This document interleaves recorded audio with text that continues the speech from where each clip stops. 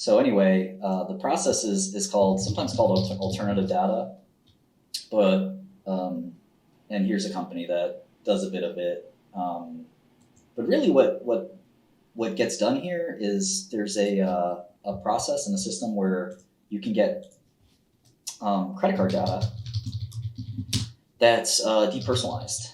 And so what you do with that is you basically can follow trends with this consumer transaction data. I guess Bloomberg has a system too, I'm not surprised, where you can basically keep track of the results for a company during the quarter, right? So you basically can understand exactly what kind of a quarter these companies are having. And the trick is to, here's one company, they say they have 100 million credit cards. So they basically get everyone's credit card, they strip out the names, of course, and they just add up, and they get this on a real-time basis. They can see basically in real time how consumers are actually purchasing any company's product. So you can search by stock, you can search by whatever, and you can figure out what they do. Now, it definitely has changed a little bit. You can also use satellites and other details. So anyway, you can sort of tell through the quarter. Now, you can't tell the future, obviously, but you can tell if people are buying Snapchat or paying Snapchat less using this credit card data from, like, say, a small business's perspective or something like that. So that kind of data could be pretty good. Anyway, I showed a couple of those systems that hedge funds use. Factious, I think I mentioned this one. Again, it's consumer credit card data. They have 4 to 5% of all U.S. consumer spending, 100 million cardholders, 8 years of data. So pretty valuable. They can, here's all the stocks as an example of what you can follow. McDonald's, Lazy Boy, Ross Store, Starbucks, Stitch Fix, Shake Shack, Walgreens, Urban Outfitters, UPS, Uber. I mean, virtually any company that uses credit cards, you can get all their data day by day as to how they're doing. And I don't know if people agree to have their credit spending tracked, but they get them depersonalized. So you can follow what Lululemon's sales are. Now, again, you're not getting all 100% of every credit card, but you're getting, according to them, 5%, right? 5% of all the transactions. They even have an Excel integration. They have a whole API calls with syntax here. That's the kind of data that you could use to sort of track whether Snapchat's having a good quarter or a bad quarter. But again, all Wall Street's using that same data, so it's not like you'll do better than the rest of Wall Street. They'll already know. You're just starting to learn what everybody already knows. So it's very hard to beat Wall Street for obvious reasons like that.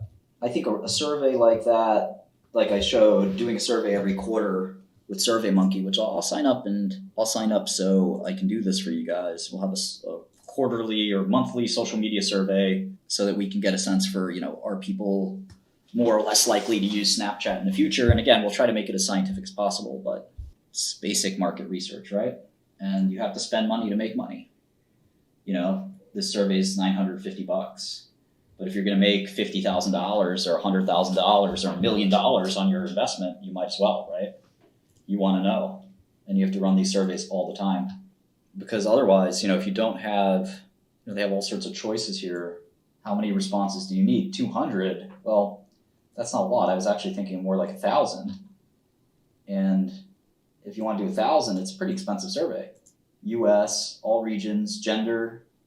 Wait, both? What? Excuse me. It's not inclusive at all. Age, household income. So this is like a census style survey. 1,000 responses, $1,750. That's a pretty expensive survey. But again, if you're making millions of dollars or trading millions of dollars, you definitely need that. So I think we can do some kind of survey, maybe not that expensive. 250 seems like too small of a sample. And not that much cheaper, to be honest. Let's see if there's a cheaper market research company. They do really good job. The times I've used them a few times for similar work. It's pretty good stuff. that's how a professional such as myself would target this or think about this. I would not be just thinking, oh, well, I like Snapchat. Derp. I asked my cousin, he likes Snapchat. We're gonna use that. We're gonna buy that stock. That's not how you make an investment decision. That's a crazy way to do it. So for Snapchat, it really is about that. What is the next? What does the future sort of bring?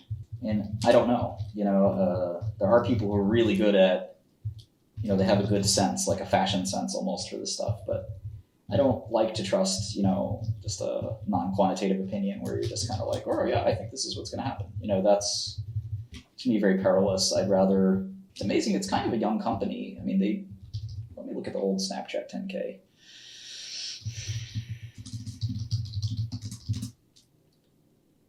Future Freshman LLC. That was their first name. Loser. Losers. No, it's cool. I shouldn't mock any college kids trying to start a company. Okay, here's the interesting thing I was looking for. 2016 Snapchat revenue, 404 million. Then 824, then 1180, 446. I mean, they're really just monetizing this platform.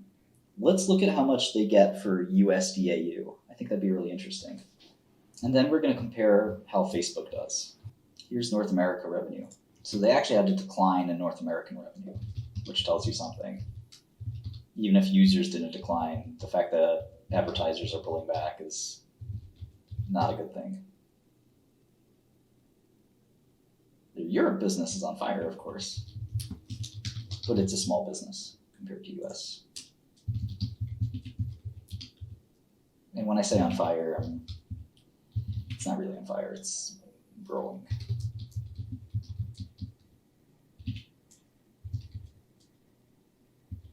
All right, so let's look at US ARPU. This is revenue per user, and you can see 880 million ARPU, 100 million users, should be $8. $8 a user, right? And it's been pretty steady around $8. Let's look at Meta. Oops. All right, we should have all this data from Meta, right? Facebook, US, Canada, and we've got US, Canada ads. Okay, so we can get US, Canada ARPU. So they have about double the users. So apples to apples, it looks like Snap has 100 million US users, whereas Facebook had daily average, and Facebook has 197. So Snap is getting $8 per user per quarter. Let's see what Facebook's getting. 13 billion. All right, so they're getting $65. Huh. I wonder why it's so much more.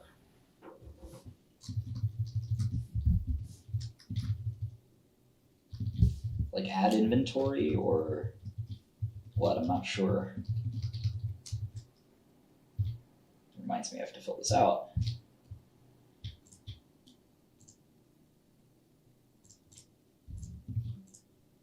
And this.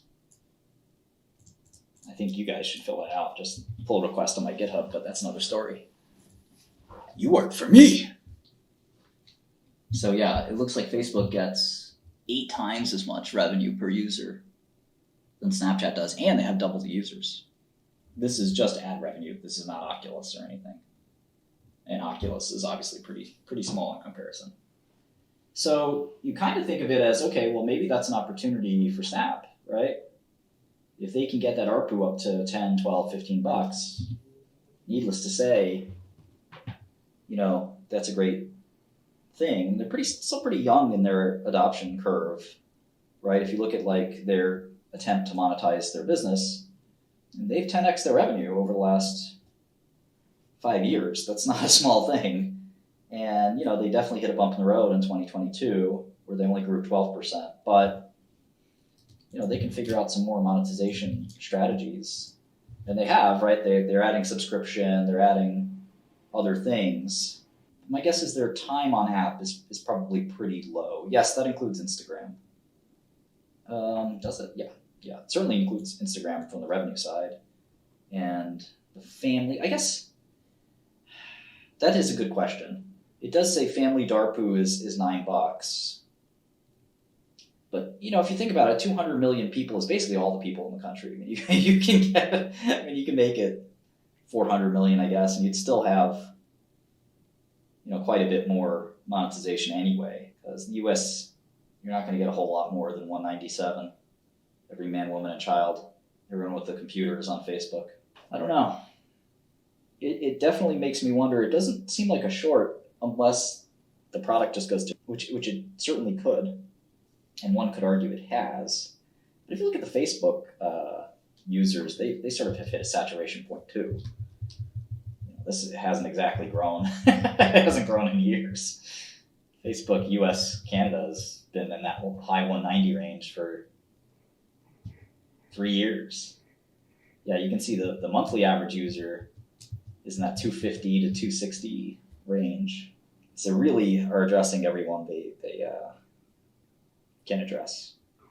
They must be spending less time on the app. I mean, DAUs do spend time on an app if you're a daily user here. So if they can get their monetization up and keep their user base, I have to look at their feature set as well.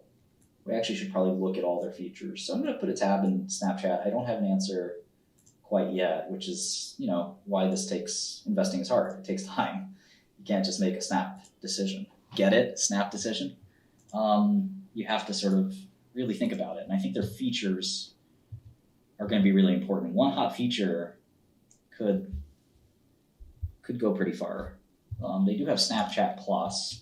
It does look a little different from Facebook in the sense that they are doing a lot of content, custom content, and content partnerships. Snapchat Plus, 2 million paid subscribers. Not bad. Custom story expiration. Custom notification sounds. They're doing something with BigCommerce. Smartly.io. Total time spent watching Spotlight content grew 100%. There's the employee list. I thought they had more headcount than that. I had 6. Oh, there it is. Okay, that was 6446. Oh, they did a big riff.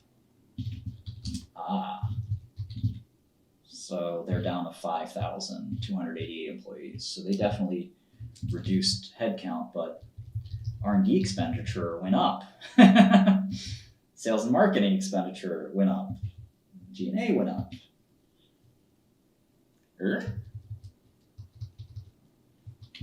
So I'm forecasting them to go down, but I still only get 1.7 billion in earnings, which I'm kind of tempted to say it looks cheap, but I really want to get a sense for where they're going with their product. And the one thing about Snapchat over the last 5 or 6 years is that they're pretty innovative, right? They invented the whole stories thing, and obviously YouTube and Facebook ripped them off. They're pretty smart at how they make their product. There is that possibility that TikTok gets banned, then Snapchat's it's like an instant double.